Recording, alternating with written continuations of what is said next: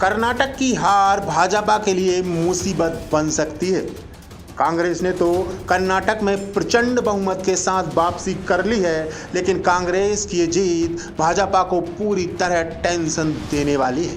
भाजपा को ये हार ऐसे समय मिली है जब इसी साल 5 राज्यों में विधानसभा चुनाव होने हैं और अगली साल के शुरुआत में ही लोकसभा चुनाव का बिगुल बज जाएगा। कर्नाटक की हार का 5 राज्यों में होने वाले विधानसभा चुनाव पर तो असर पड़ेगा ही, साथ में इस बार लोकसभा चुनाव भी चुनौतीपूर्ण बन सकता है।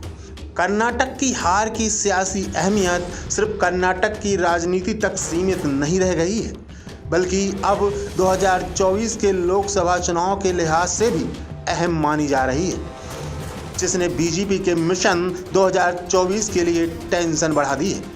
क्योंकि भाजपा ने इस बार 400 सीटें जीतने का लक्ष्य रखा है, लेकिन कर्नाटक की सत्ता से बाहर होने के बाद पार्टी के लिए अपना टारगेट हासिल करना मुश्किल ही नहीं बल्कि नामुमकिन हो सकता है। कर्नाटक चुनाव को 2024 का सेमीफाइनल माना जा रहा था।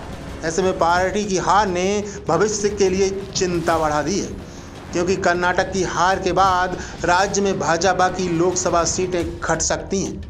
जिस भाजपा ने 2019 के लोकसभा चुनाव में राज्य की 28 सीटों में से 25 सीटें जीती थीं, मगर इस बार भाजपा के लिए कर्नाटक में नतीजे दोहरा पाना मुश्किल हो सकता है और कांग्रेस की सीटें बढ़ सकती हैं। पश्चिम बंगाल, बिहार, झारखंड, महाराष्ट्र के साथ कर्नाटक से भी बीजेपी की सीटें घट सकती हैं।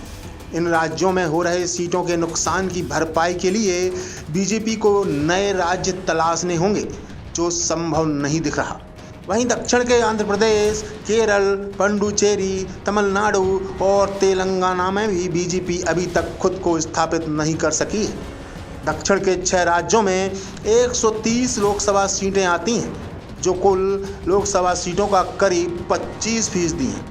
ऐसे में सियासी तौर पर दक्षिण भारत भी काफ़ी महत्वपूर्ण है।